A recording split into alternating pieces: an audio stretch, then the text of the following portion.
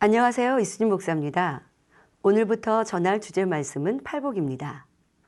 이 팔복 설교는 이재롱 목사님의 저서 참된 복을 쫓는 자에서 말씀해 주신 영적 설명으로 함께 은혜 나누도록 하겠습니다.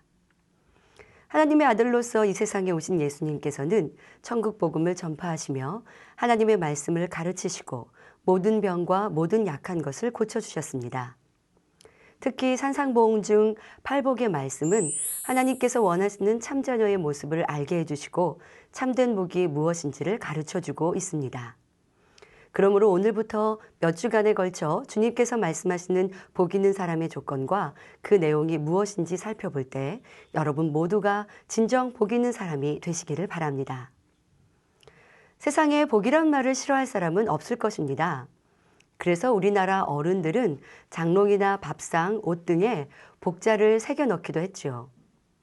새해가 되면 어른아이 할 것 없이 새해 복 많이 받으세요 하며 복을 빌어줍니다. 그럼 어떤 것이 참된 복일까요? 여러분은 어떤 사람을 복된 사람이라 생각하십니까? 돈이 많은 부유한 사람, 명예와 권세가 있어 많은 사람들에게 인정받는 사람, 자녀들이 훌륭하게 성장하여 효도받는 사람, 건강에 걱정 없고 가족이 화목한 사람. 그런데 이런 복을 모두 누리기가 쉽지만은 않은 것을 봅니다. 물질이 있다 해도 건강을 잃어 걱정이요. 명예와 권세가 있어도 가정의 불화로 근심해야 하며 불의의 사고가 나지는 않을까 걱정하며 살아야 하니 무엇 하나를 가졌다고 행복하다, 복되다 할 수 있겠습니까? 더 나아가 한평생 부귀영화를 누리고 떵떵거리며 살았다 해도 영원히 사는 것이 아닌 누구에게나 오는 죽음이 있으니 이 세상에서 수고하고 가진 부귀영화는 한 줌의 흙과 같이 사라져버리죠. 그런데 죽음은 이 세상과의 작별의 의미만 있는 것이 아닙니다.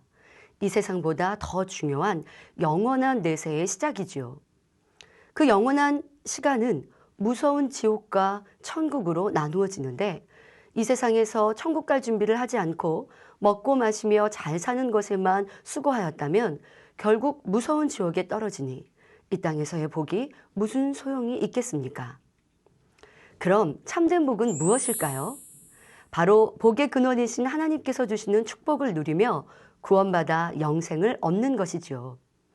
하나님께서는 내세의 아름다운 천국을 소유케 하심은 물론 그 뜻대로 사는 사람에게 요한 3서 2절의 말씀처럼 영혼이 잘되며 범사가 잘되고 강건한 복을 누리게 하시며 내일 일을 걱정하지 않도록 지키시고 보호하여 주시니 이것이야말로 진정한 복이 되는 것입니다. 이런 참된 복을 누리는 사람이 되기 위해 어떻게 해야 할 것인지 오늘부터 전해드릴 팔복 말씀을 통해 확실히 깨달아 참된 복을 쫓는 성도님들이 되시기 바랍니다. 마태복음 5장 3절 심령이 가난한 자는 복이 있나니 천국이 저희 것이며 말씀하십니다. 이 세상에 가난을 좋아할 사람은 없습니다. 당연히 부유한 것이 좋지요. 그런데 본문에 보면 가난한 것이 복이 있다고 말씀하고 있으니 영적인 말씀의 뜻을 모르는 사람들이라면 참으로 이상하게 생각할 것입니다. 그러나 여기에서 가난하다는 것은 흔히 생각하는 물질이 없어 가난한 것을 말하는 것이 아니라 마음이 가난한 것을 뜻하죠. 심령이 가난하다는 것은 악이 없고 선한 마음으로 아무 욕심이 없어서 자기를 비울 줄 아는 중심 상태를 말합니다. 이런 심령이 가난한 사람들은 심령을 채울 영적인 것을 사모하기에 복음을 쉽게 받아들이게 됩니다.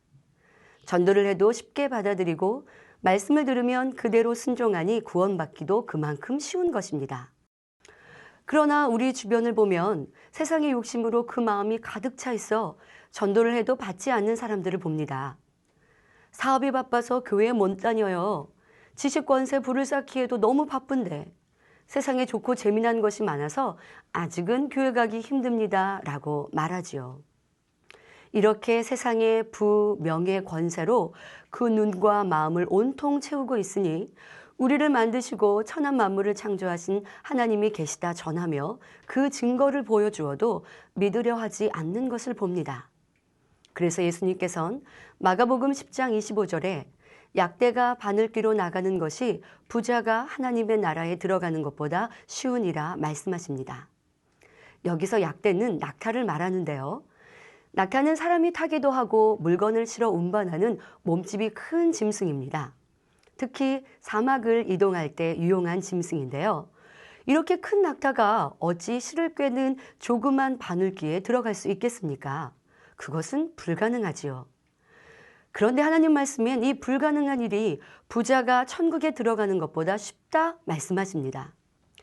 누가복음 16장을 보면 부자와 거지 나사로의 비유가 나옵니다. 부자는 호의호식하며 날마다 잔치를 베풀 정도로 풍족한 삶을 살았기에 마음까지 부요해져 하나님의 말씀대로 살지 않았습니다. 그러나 거지 나사로는 비록 가난하여 부자의 대문 앞에서 구걸하며 그 상처를 개가 앓는 불쌍한 삶을 살았어도 심령이 가난했기에 하나님을 믿었지요. 그리하여 나사로는 죽은 후 구원에 이르러 이 땅과는 전혀 다른 행복과 부요한 모습을 갖게 되었습니다. 이 두 사람의 죽은 후의 형편이 완전히 뒤바뀌게 된 것이죠. 나사로는 아브라함 품에 안겨 참된 평안과 안식을 누렸으나 이 땅에서 매일 잔치하며 부요하게 살았던 부자는 그 마음도 부요하여 하나님의 뜻대로 살지 않았기에 아래 등부에 떨어져 심한 고통 중에 거하게 되었습니다.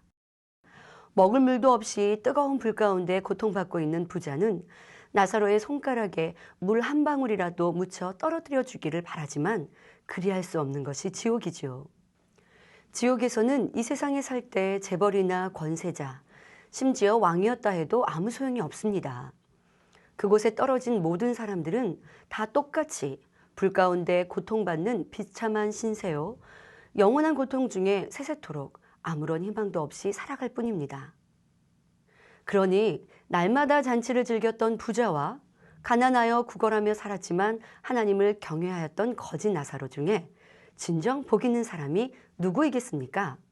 바로 거지 나사로이지요. 여기서 잠깐 심령이 가난하여 하나님을 영접하려면 가난하게 살아야 하나 걱정되십니까? 결코 그렇지 않습니다. 이 비유는 이 땅에서의 부요하고 가난한 삶의 형태가 중요한 것이 아니요 영원한 내세에 영생과 영벌이 있고 그 영생을 누리기 위해 이 땅에서 가난한 심령으로 살아야 함을 설명하는 것입니다. 참으로 하나님을 믿는 자녀에겐 이 땅에서도 건강의 복, 물질의 복, 머리 되는 복 등 신명기 28장에 들어와도 복, 나가도 복 받는 만사 형통의 복을 주십니다. 지금 이 시간 함께하고 계신 성도님들은 심령이 가난한 자이신가요? 부요한 자이신가요? 아마 대부분 가난한 심령이었기에 전도를 통해 하나님을 믿고 주님을 영접하셨을 것입니다. 이렇게 심령이 가난한 사람에게 임하는 복은 천국을 소유하는 것이라 하십니다.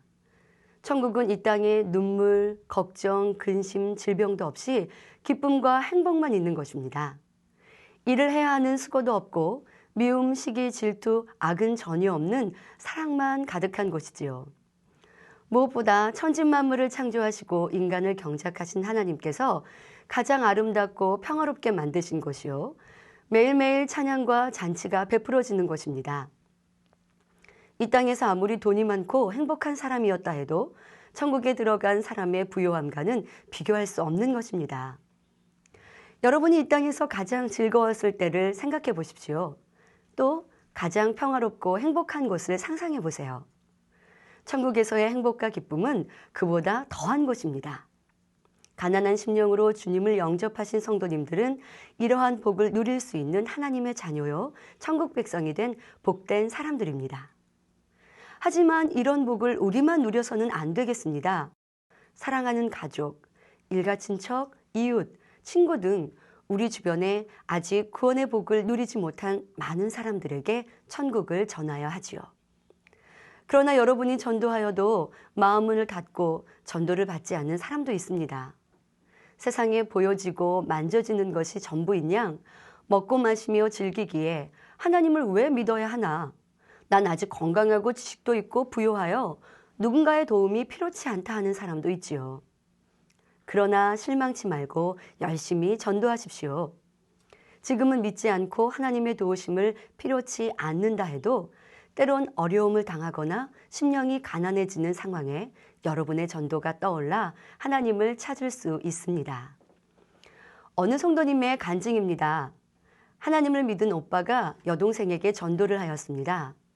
그러나 당시 아무 부족함이 없었던 여동생은 받아들이지 않았지요. 그런데 어느 날 이 여동생에게 큰 어려움이 찾아왔습니다. 바로 사랑하는 어린 아들이 백혈병이라는 진단을 받게 된 것입니다. 병원에 입원을 하고 치료받기 위해 노력하였습니다. 그러나 의학으로는 아들의 병을 치료할 수 없다는 것을 알게 되었고 오랜 간병 생활을 통해 자신마저 건강에 문제가 생기자 마음이 가난해질 대로 가난해지게 되었지요.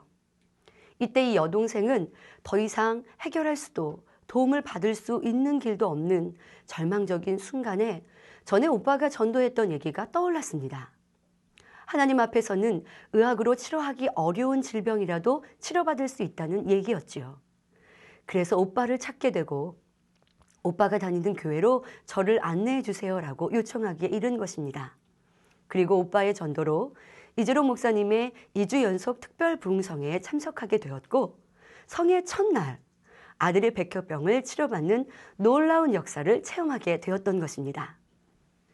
이를 계기로 아이의 할머니를 비롯한 온 가족이 구원받는 놀라운 축복을 받았지요. 그러므로 우리는 디모데후서 4장 2절의 말씀처럼 너는 복음을 전파하라. 때를 얻든지 못 얻든지 항상 힘쓰라 하신 대로 이 복된 소식을 열심히 전하여야 할 것입니다. 성경에서도 심령이 가난하여 하나님을 만날 수 있었고 응답과 치료까지 받은 장면이 나옵니다. 열왕기하 5장의 나아만 장군이지요. 아랍 나라의 군대 장관인 나아만은 왕 다음 가는 권세자로 부러울 것이 없이 왕에게 사랑받고 인정받는 사람이었습니다. 그러나 그 몸에 심한 문둥병이 있었지요.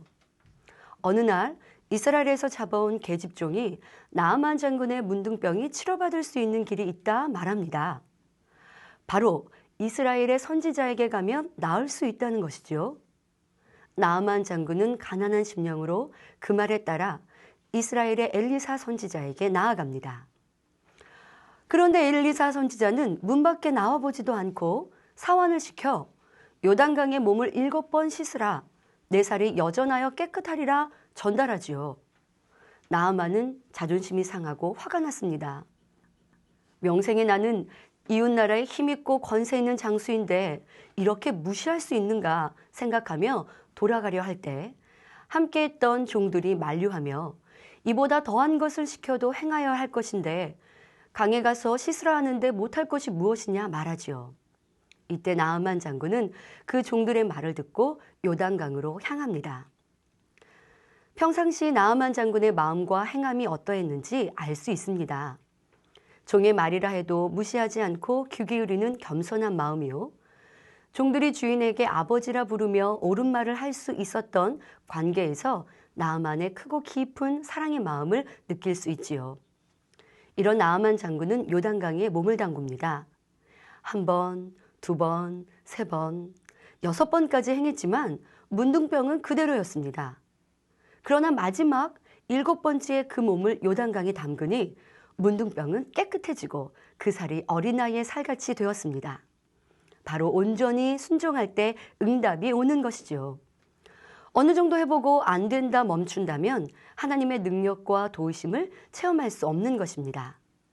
바로 나아만 장군은 가난한 심령으로 끝까지 온전히 순종하였던 것입니다. 이렇게 깨끗이 치료받은 나아만 장군은 다시 엘리사 선지자에게로 돌아갑니다. 그리고 가지고 왔던 귀한 예물을 드리며 하나님만을 섬길 것을 고백하지요. 이렇게 겸손한 마음으로 나와 선지자의 말에 온전히 순종하니 응답과 치료의 축복은 물론 살아계신 하나님을 만나 구원의 복까지 받을 수 있었던 것입니다. 이것이 가난한 심령을 가진 자요, 가난한 자의 행함인 것입니다. 성도님들도 가난한 심령으로 주님을 영접하였습니다. 그러나 변함없이 순종하며 그 뜻대로 살아가는 가난한 심령의 행함을 보이고 있는지요. 어떤 성도님들은 처음엔 가난한 심령으로 하나님을 믿고 충성하며 나아가다 어느 순간 교만하여지고 세상의 것으로 마음을 채워 다시 부요한 자가 되므로 구원의 길에서 떠나는 경우도 봅니다. 성경 출애굽기 32장의 모세의 고백과 시편 69편 28절에는 구원받은 우리의 이름이 그 생명책에서 지워질 수 있음을 말씀하시지요. 그러하기에 빌립보서 2장 12절에 그러므로 나의 사랑하는 자들아 너희가 나 있을 때뿐 아니라 더욱 지금 나 없을 때에도 항상 복종하여 두렵고 떨림으로 너희 구원을 이루라 하시며 빌립보서 3장 12절엔 내가 이미 얻었다 함도 아니요 온전히 이루었다 함도 아니라 오직 그리스도 예수께 잡힌 바 된 그것을 잡으려고 쫓아가노라 하신 것처럼 천국을 소유하는 복이 온전히 임하기 위해 끝까지 믿음을 지켜 나아가는 신앙생활을 해야 하는 것입니다. 날마다 악을 벗어버리고 더욱 마음을 정결하게 하여 참으로 가난한 심령으로 만들어가야 하는 것이지요. 그러할 때 영원한 천국이 우리의 것이 될 뿐만 아니라 우리의 삶 가운데도 천국이 임하게 됩니다.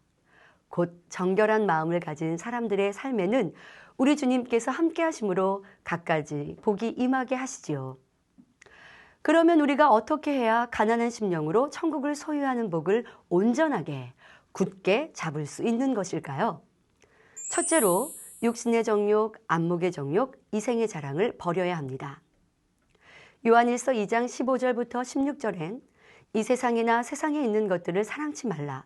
누구든지 세상을 사랑하면 아버지의 사랑이 그 속에 있지 아니하니 이는 세상에 있는 모든 것이 육신의 정욕과 안목의 정욕과 이생의 자랑이니 다 아버지께로 쫓아온 것이 아니요 세상으로 쫓아온 것이라 말씀하십니다. 세상의 것들로 채워있던 우리의 마음을 비워 아버지 하나님의 사랑으로 천국의 소망으로 채워야 합니다.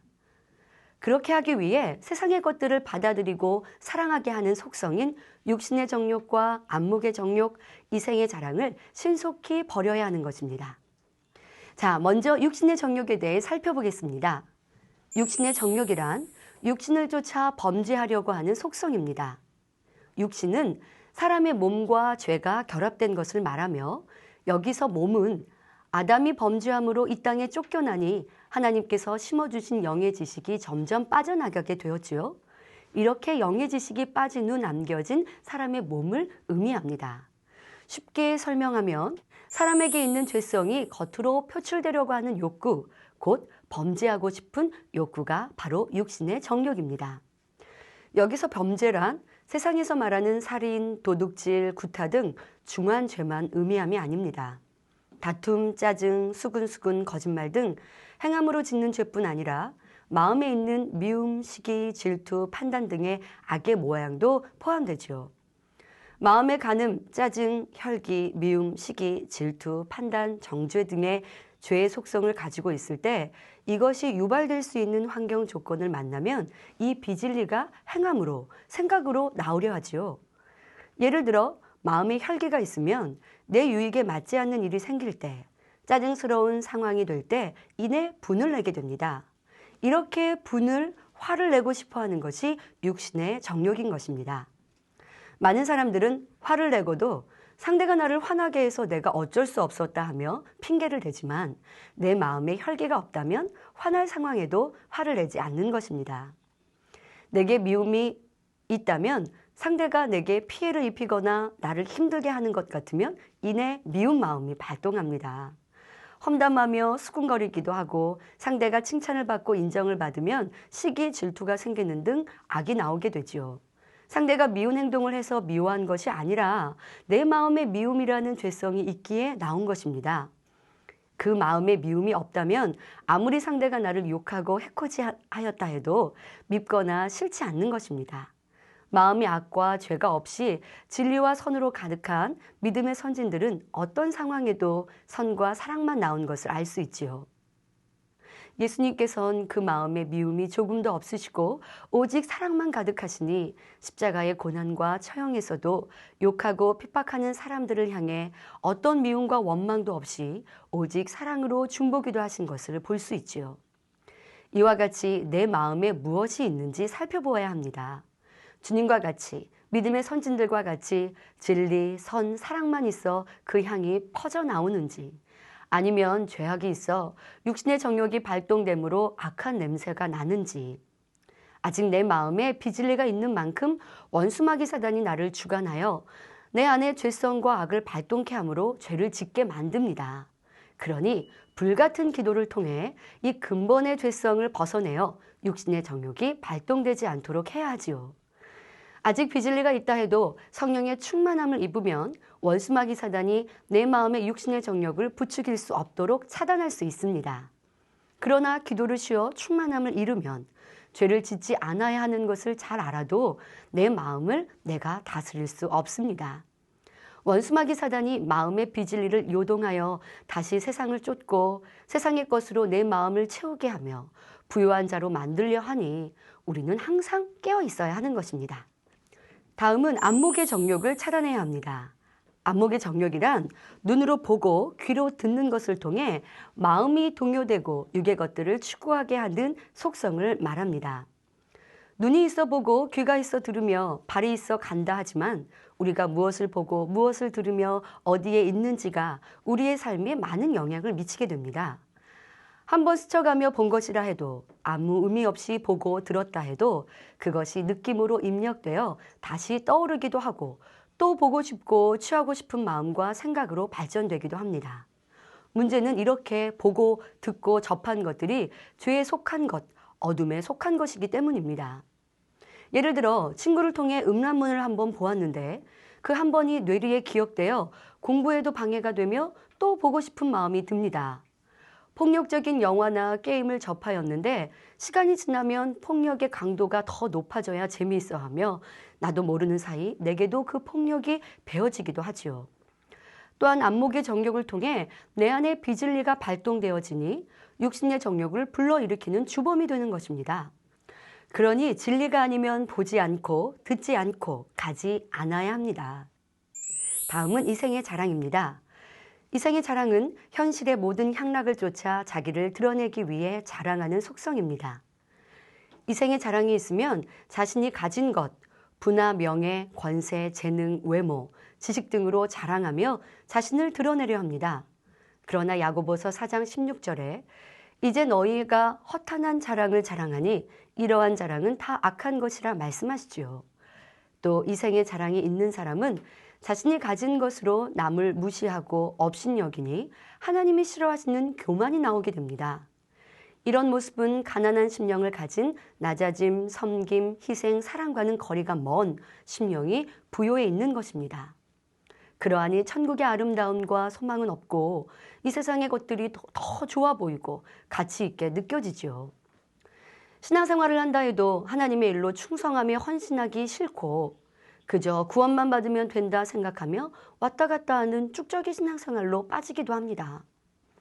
또한 이런 세상의 것을 사랑하려는 마음이 있으면 그것을 취하려 할 것이고 그러다 보면 세상을 사랑하게 되고 부, 명예, 권세, 지식이 신앙보다 더 중요하게 여겨지므로 나도 모르는 사이에 세상으로 빠지기도 하는 것입니다. 그래서 야고보서 1장 15절엔 욕심이 잉태한즉 죄를 낳고 죄가 장성한즉 사망을 낳느니라 하셨지요. 그러니 자신을 돌아보아 세상의 욕심은 있지 않은지 은근히 인정받고 높임받기를 원하지 않는지 범사에 살펴야겠습니다. 세상의 욕심을 버려 우리의 마음을 비울 때 위로부터 천국의 소망을 채워주시니 고린도후서 4장 18절에 보이는 것은 잠깐이요 보이지 않는 것은 영원함이니라 하신 대로 소망 가운데 신앙생활하는 성도님들이 될 수 있습니다. 온전히 심령이 가난한 자가 되기 위해서 둘째로 영적인 어린아이가 되어야 합니다. 마태복음 18장 3절에 가라사대 진실로 너희에게 이르노니 너희가 돌이켜 어린아이들과 같이 되지 아니하면 결단코 천국에 들어가지 못하리라 하셨습니다. 영적인 어린아이의 모습은 단순하고 순수하며 교만하지 않습니다. 좋은 것을 알려주면 쉽게 받아들이고 자존심이나 자기 고집이 없어 지적을 하거나 권면을 하여도 쉽게 인정합니다. 그러니 잘못에 대해 금세 뉘우치고 회개하며 말씀대로 살아가고자 힘쓰고 애씁니다. 그러나 세상에 물들어 순수함이 사라지면 죄를 범하면서도 무감각해지고 권면을 받아도 인정하지 않으며 더 나아가 죄책감을 갖지 않기도 합니다. 그러니 주님을 영접하여 천국을 소유한 후에도 하나님이 싫어하시는 죄와 악을 행함으로 구원의 길에서 떠나게 되는 것입니다. 하지만 영적인 어린아이는 선악간에 민감하게 반응합니다. 선한 것을 보면 쉽게 감동받아 눈물을 흘리며 악은 몸서리치도록 싫어하게 되지요. 하나님께서 악이라 하시면 마음에서부터 싫어지고 어찌하든 범죄하지 않으려고 애를 씁니다. 그러니 하나님께서 기뻐하셔서 성령님을 통해 신속히 변화될 수 있는 힘과 능력을 주시지요. 이렇게 가난한 심령이 되기 위해서 항상 겸손한 마음으로 말씀을 통해 자신의 악을 발견하고 불같은 기도를 통해 죄악을 벗어버림으로 하나님께서 기뻐하시는 참 자녀가 되어야 할 것입니다. 그리할 때 더 좋은 천국은 물론 이 땅에서도 하나님의 지킴과 보호하심을 받는 복된 성도들이 되는 것입니다. 우리는 이미 가난한 심령으로 주님을 영접하여 천국 백성이 되었습니다. 하지만 시편 73편 28절에 하나님께 가까이 함이 내게 복이라 말씀하시며 베드로전서 2장 2절엔 갓난 아이들같이 순전하고 신령한 젖을 사모하라. 이는 이로 말미암아 너희로 구원에 이르도록 자라게 하려 함이라 말씀하신 대로 더욱 영적인 어린아이의 모습으로 우리의 아버지 되신 하나님을 가까이 하기 위해 매일매일 죄와 악을 벗어버리고 진리를 채워 아름다운 천국의 소망으로 가득한 참된 복을 누리는 성도님들이 되시길 기원합니다. 말씀 참고하시면서 함께 기도하겠습니다. 좋으신 아버지 하나님 감사합니다. 우리의 심령이 가난한 자가 되어 주님을 구세주로 영접하고 아름다운 천국을 소망하게 하심에 감사합니다.